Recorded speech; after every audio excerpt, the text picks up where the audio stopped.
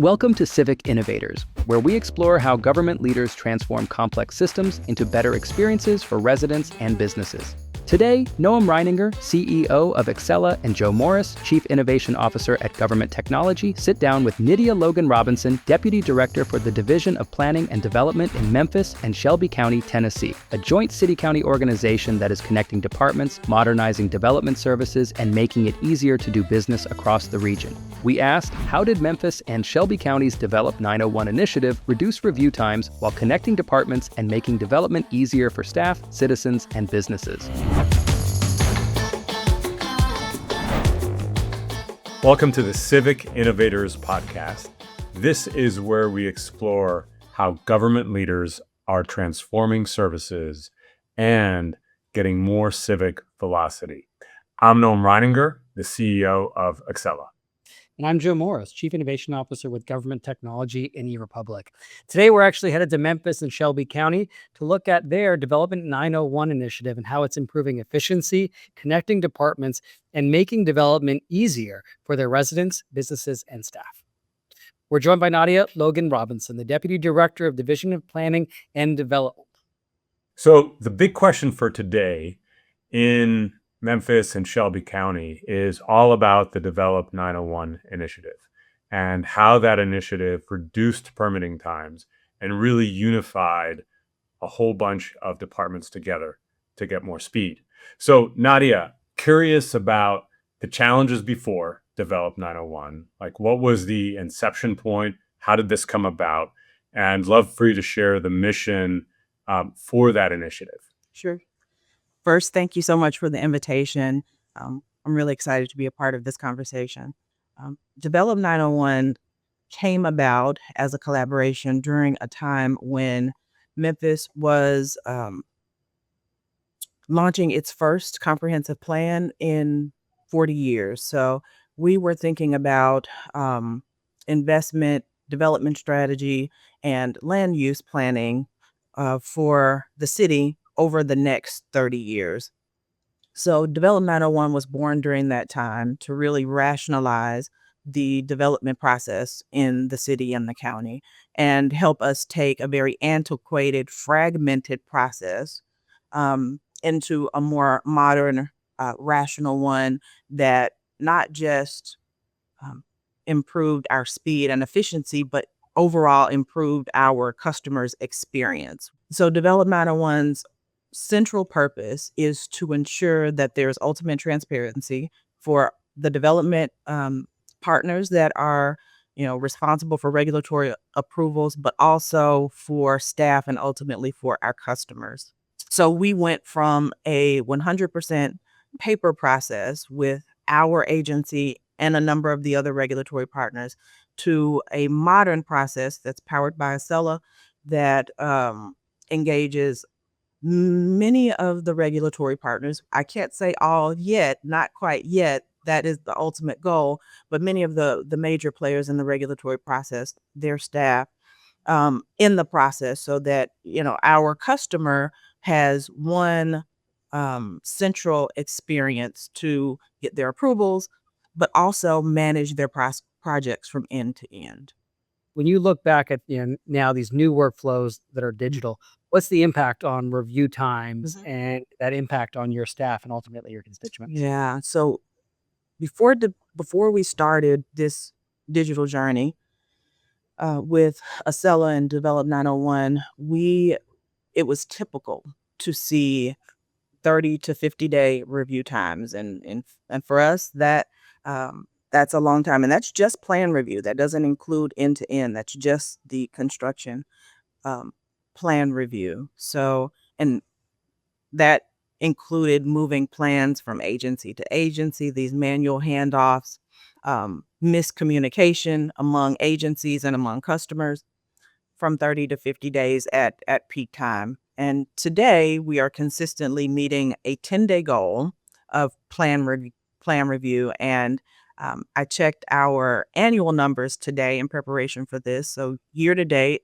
commercial plan review times average 6.5 days and 34 days from end to end from submission to issuance. Residential plan review times are are at 4 days, and submission to issuance is 14 days from end to end.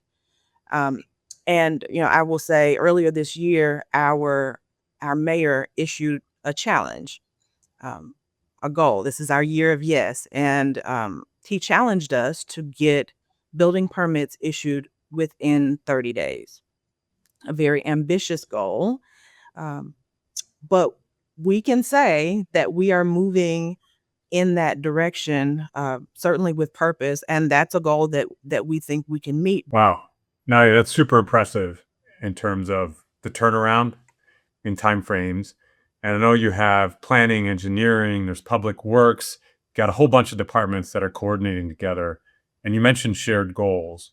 So I'm curious, behind the scenes, what were the mechanics, and how do you have things set up now to take these disparate departments that kind of worked on their own different goals to now, an orchestration of all of these regulatory agencies that have to come together to get a permit issued on time. So what did that look like, and how did you accomplish that? I think a first great step was the establishment of a governance committee. So this committee was made up of the leaders and decision makers from key regulatory agencies, and we had regular meetings that kind of guided the implementation. It guided the design of the shared platform of Accela during implementation, but it was the foundation for setting the shared goals, for refining the processes, identifying um, challenges, those common challenges and bottlenecks in our various processes, and helping us to work through it. So the governance structure itself was a very critical part of this. So I'm gonna come back to something. Earlier, you talked about you got this mayor that's giving you this challenge, and you briefly mentioned that you got data that's going to help you get there. So I want to just take a moment in terms of like what impact and role is the data that you're having, the reporting that you have access to, helping you drive closer to that goal and ultimately achieve those outcomes. Yeah, the data has been critical. I mean, that is really the lifeblood of the work that we're doing. I'll note just a couple of things, a few examples of how we're using the data. One, we use Acela's replicated database, and that's a powerful tool that gives us, just access to all of this amazing information about all of what we're doing. So 70,000 permits, 90,000 inspections. We have access to that data at our fingertips. So one really neat tool that our customers love, and that just the general public, we were able to use that data to push it into a map to answer one really uh, important question that customers and members of the public ask us all the time. What's happening over there? What's happening in my neighborhood? What's happening down the street? What are they building over there?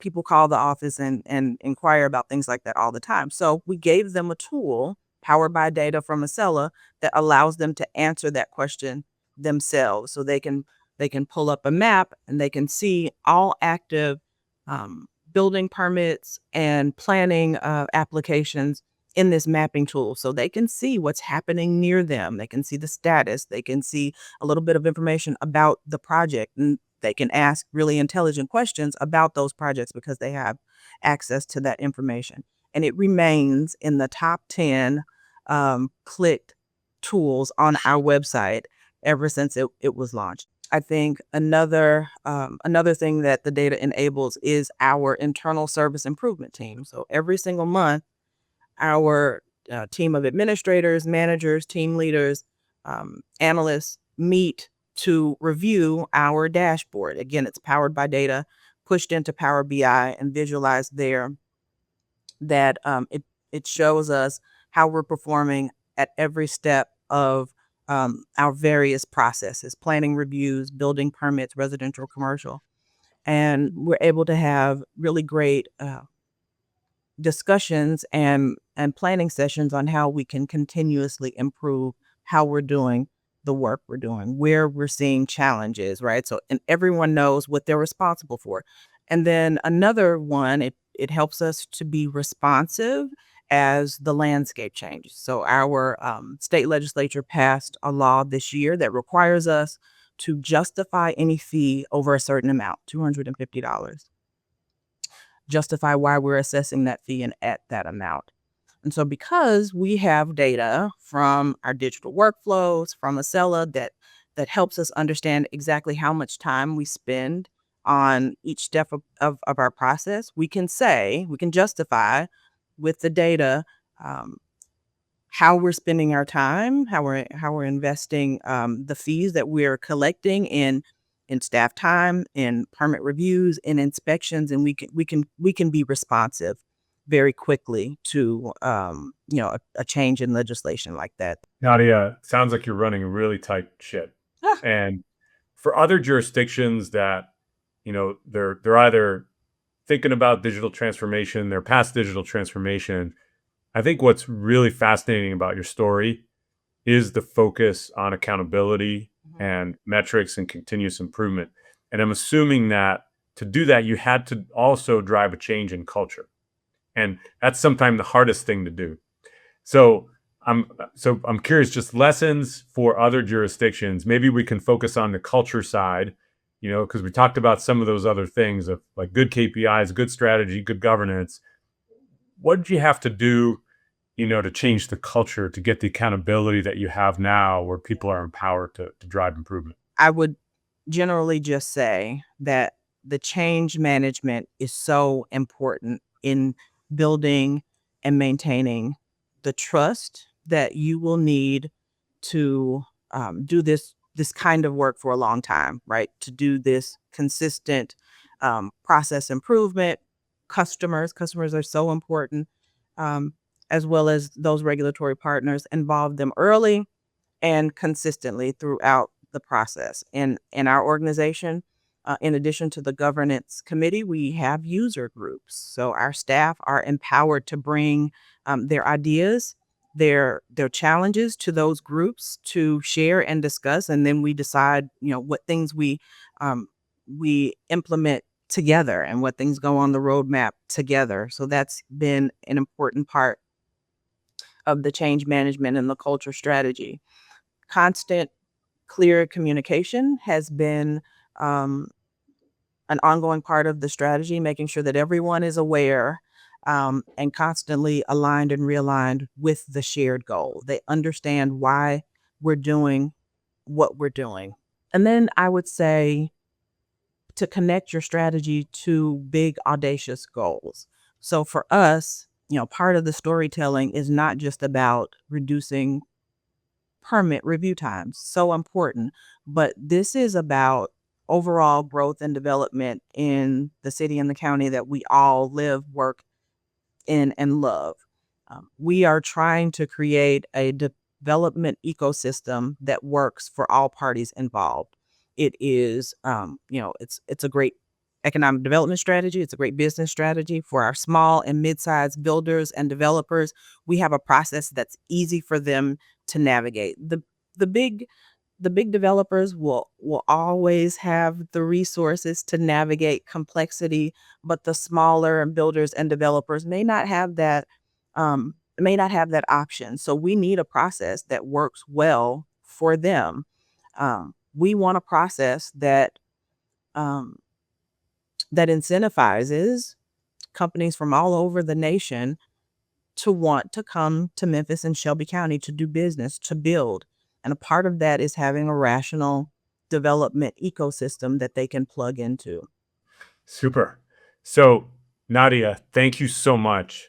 I mean, that was, I think, a lot of really, really, really great lessons for everybody that's listening. And it really shows when you're clear on your strategy, you have a good governance model, you're implementing change management right, you're working on KPIs, and you're working on continuous improvement, what can happen in terms of transformation. And frankly, as you mentioned it, economic development outcomes for your jurisdiction. So really, really impressive story. And thank you for sharing it with us. Thank you for the invitation. Absolutely. Doing the right things for the right reasons, I think, was my big takeaway on today's episode. And it really shows how bringing in a unified platform can make it easier, not just for your staff, but for the community that you serve at large. So that's it for today. What a wonderful episode. And that is the Civic Innovators podcast. Until next time, keep asking the bold questions.